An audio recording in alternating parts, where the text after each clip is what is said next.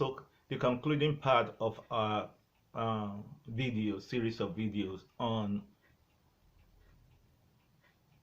what is it like being in Krishna consciousness. What is being in Krishna consciousness?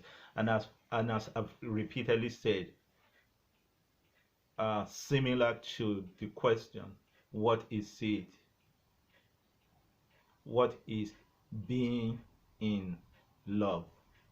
So what is being in Krishna consciousness? And I've also, in the previous videos that that we've had, we've also tried to explain how this by no means is not referring to the institution,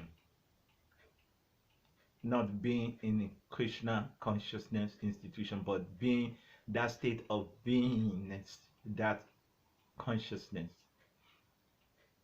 being in Krishna consciousness, similar to when you say being in love. So in the first video we have explained that being in Krishna consciousness first of all mean being in Krishna consciousness. Two questions we have actually raised in the course of the previous two videos and in this one as well. What is it like being in Krishna consciousness? And there is an imperative to that. How then will I know that I am being Krishna conscious? Because as devotees we want to consider ourselves like an investor.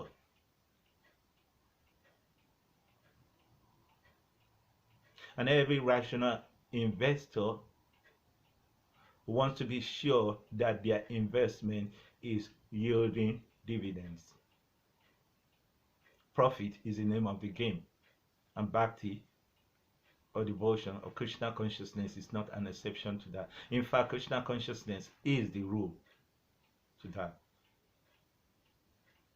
because that is what spurs you on, that is what keeps you going, that you are realizing the set objective. The Krishna consciousness is based on three fundamental principles.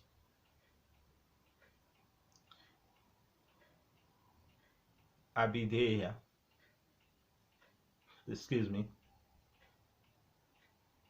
Sambandha, Abideya, and Prayojana. I'm sorry, I'm going to be a little technical, but it's just that it brings things more into focus. So what is Sambandha?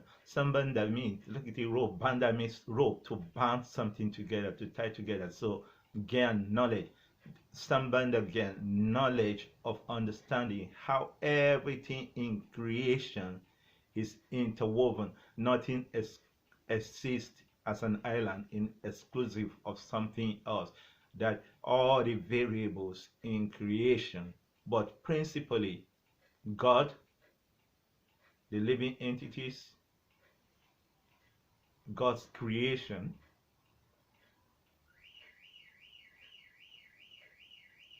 time, not the calibrated time, but the eternal time, and then karma, which derive from the root krita, to act, to cultivate, action. So Sambandha again is understanding of these of these five principles and how they interact in different ways. And it is the understanding of that that leads one to engage in bhakti. And this is Abideya. The process, Abideya means the process of bhakti.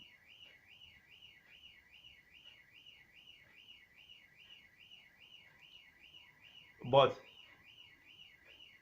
why the first? And why the second? Why Sambandha? Why Abideya? They are means to achieve an end. And that end is called Prayojana. Pure love of God. When one then comes to a point of union or yoga with the Supreme Personality of Godhead, Krishna.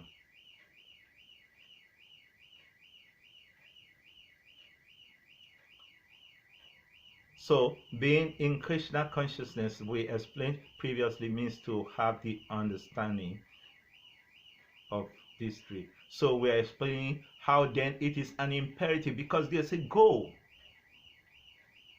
The goal is, I want to realize my original nature as an eternal living being, not subjected to birth, death, old age, and disease,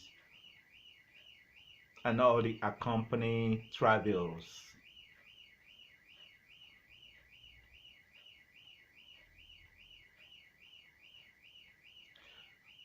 So that is the goal. And the human life, the human body, is an investment in that stock exchange market. Therefore, then it's an imperative for one to always take inventory and to see how losses are being avoided or at least minimized, and profit is being maximized. Therefore, the point then about understanding what it means being in Krishna consciousness, and how do I know that I am in Krishna consciousness. So this is the third part in that series. So today, first let's look at it. What does it mean being in Krishna consciousness? First, we have explained that being in Krishna consciousness, by constantly associating with Krishna, we have all products of our association. Sociologists talk about phenotype. Your environment, your cultural interaction, everything pretty much determines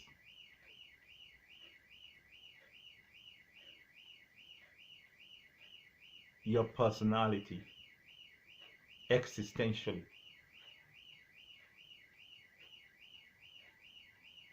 That's your phenotype. So, simply put, we are products of what we associate with, not just mechanical association or but association, as we explained in the previous video, in a deep state of emotion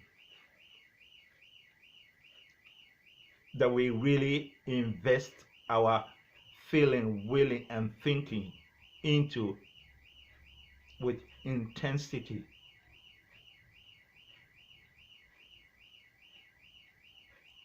That we become.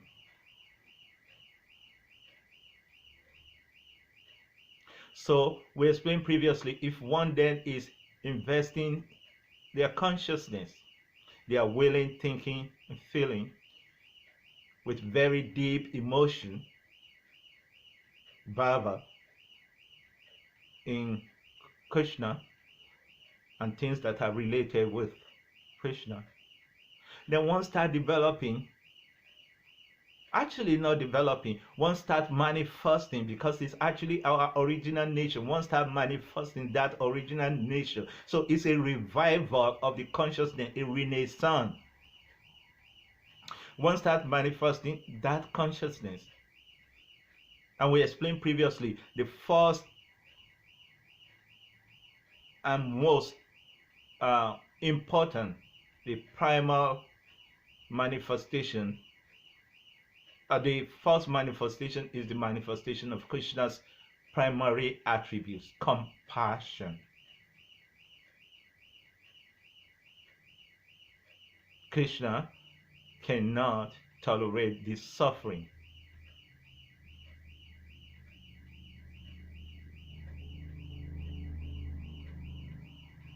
of the living entities. seeing them as his part and parcel. So one who is developing Krishna consciousness also, one who is then in Krishna consciousness, he also starts seeing his connection with every other living entity. So we explained that in the second part.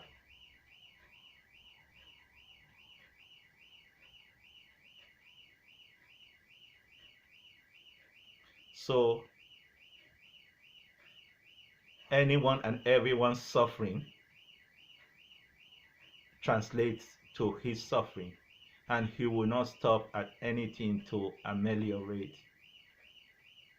that suffering. So compassion being the primary manifestation, compassion being the primary attribute of Krishna, becomes the primary manifestation, not just primary, the predominant manifestation of in the life of one who is in Krishna consciousness. So the indices is you have to see how compassionate you are becoming as a result of your practicing Krishna consciousness, of course, which is executed properly.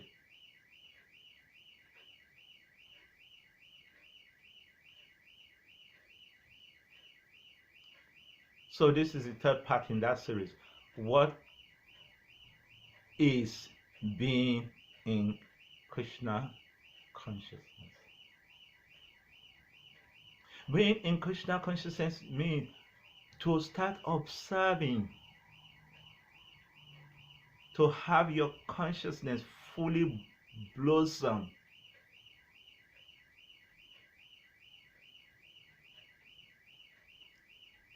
like a fragrant flower in the spring season.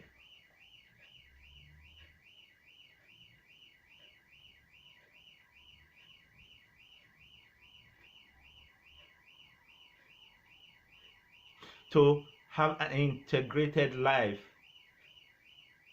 where everything, mind, body, and soul is so completely integrated and in a state of wholesomeness. Wholesome. Like a fully blossomed flower.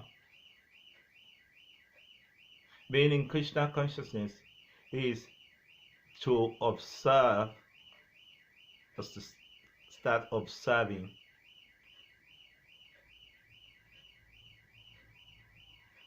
the environment, to start observing creation and everything in and of it as the same way that Krishna observes them. And how does Krishna observe them? Samaham Savabhutishu. He is equally disposed towards every living entity.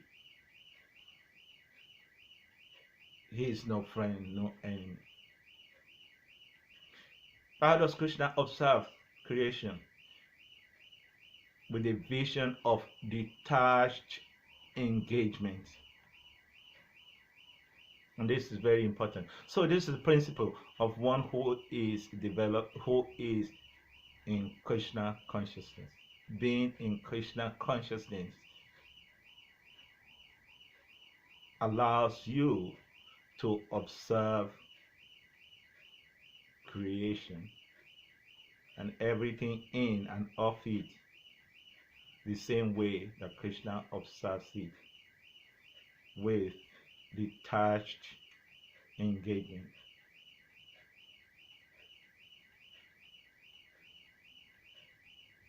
Actively involved,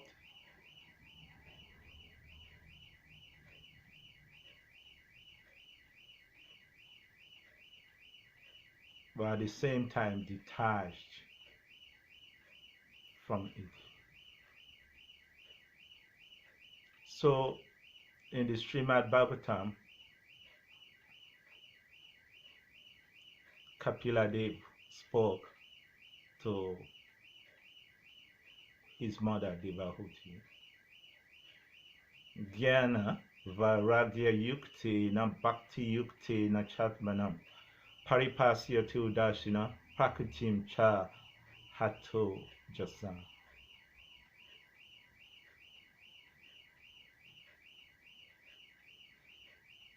A Krishna conscious person has to be equipped with Gyan. First principle. We explained that in the first video. Gyan, knowledge. Knowledge of what? Knowledge of Sambandha, Abhideya, Prayojana. How Sambandha, how everything in creation is like a spider, is like a web that's been woven in a very intricate and interconnected way, where everything is everything and everything is connected to everything by the supreme spider, Sri Krishna.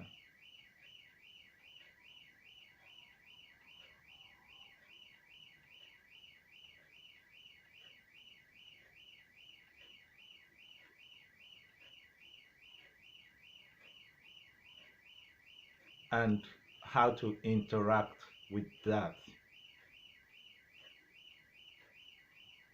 for the process of attaining the supreme. So this is very, very important. Gyan, Jnana, knowledge. Not knowledge of monism, not knowledge that says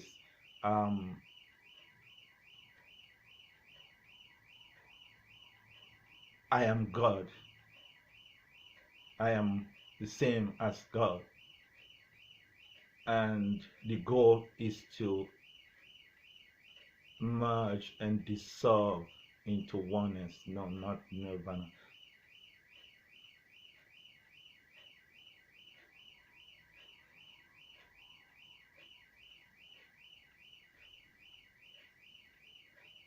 This is called Jiva Brahma Aikya Gyan,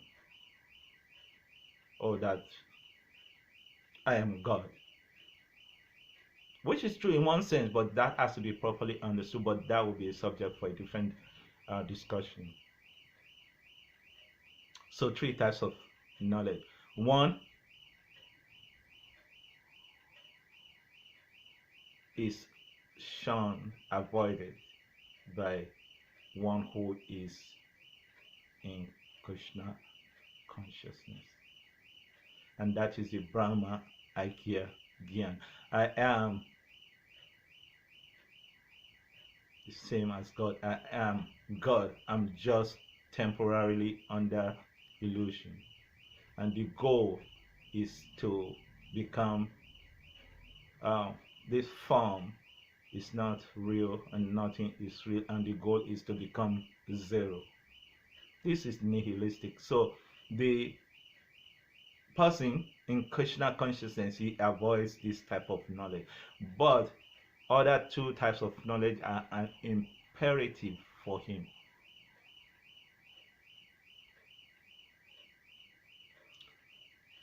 Tat Padartha Gyan.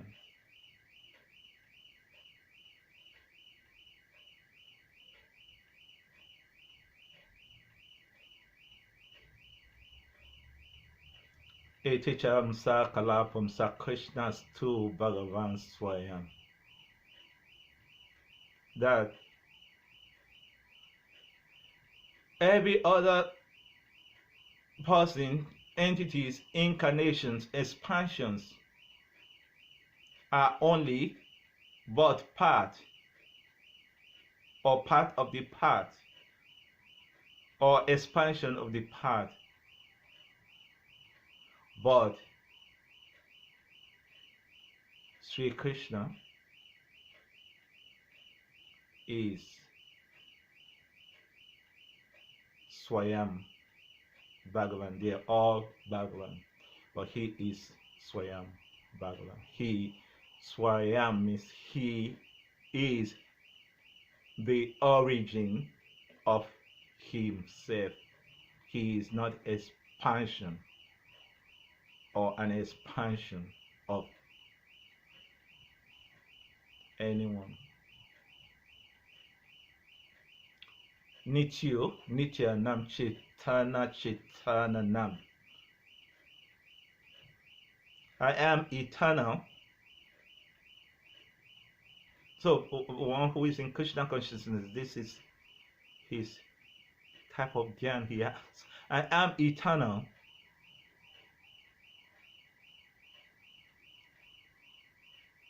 But Sri Krishna is the chief eternal. Nityo Nityanam. Chaitana Chaitananam. I am conscious, I'm a conscious being, but he is supremely and superlatively conscious.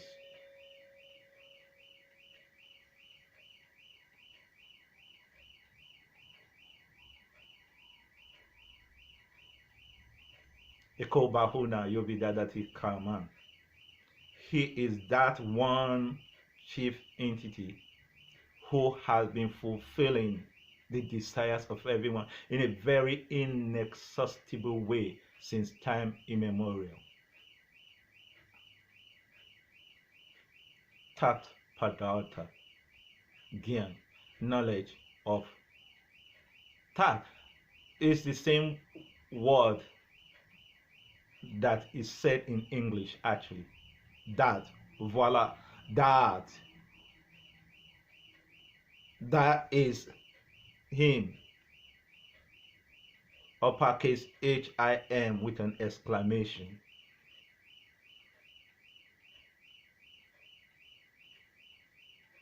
Tat Padartha.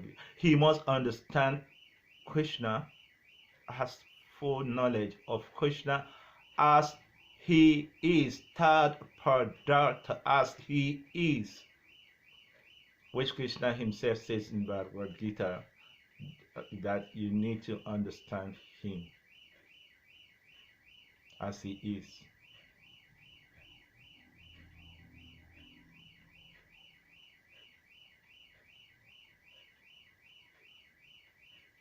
Then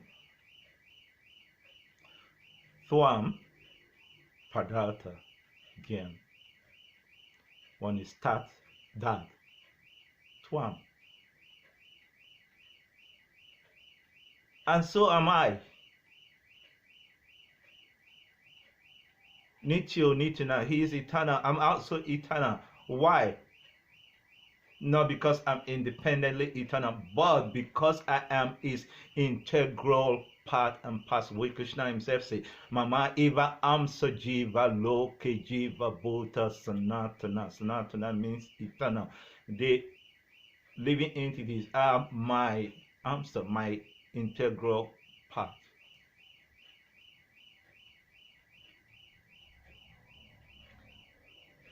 So Kapila Dev is explaining to his mother, Devahuti. Gyan Varagya Yuktena. The word Yukta is the same as the word yoga, union.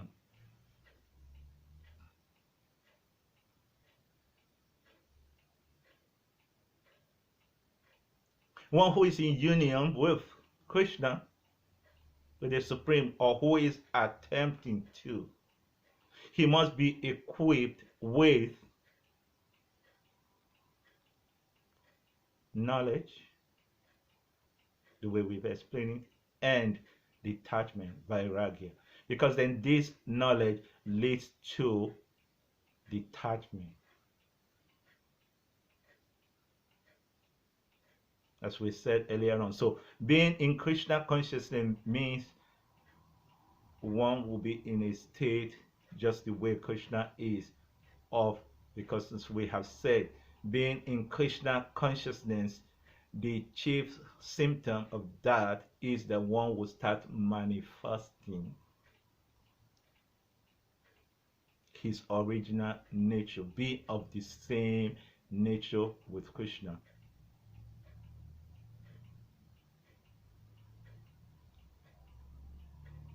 In a minute degree. But that the minute is big.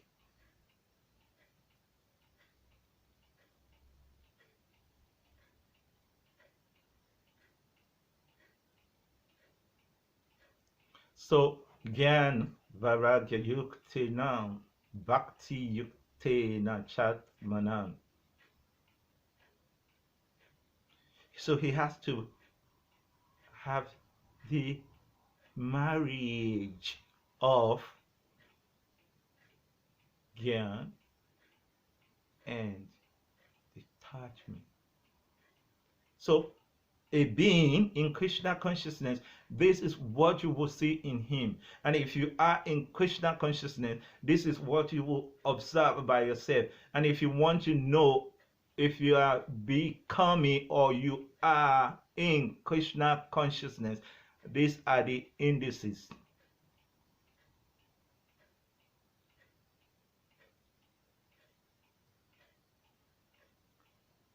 Gyan Vairagya Yukti.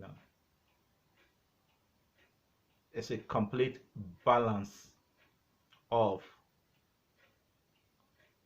knowledge and detachment, and the result of that is detached engagement, being in it but not of it.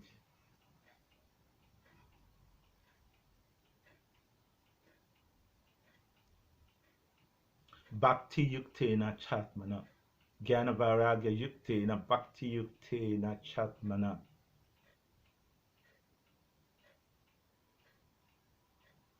And he engages in the process of bhakti this way. And then the result of that is what? He explained. Paripasya to Dashina. Then he will start seeing things in the right from the right perspective. And what does he mean to see things in the right perspective? Krishna explains that in the Bhagavad Gita to Arjuna.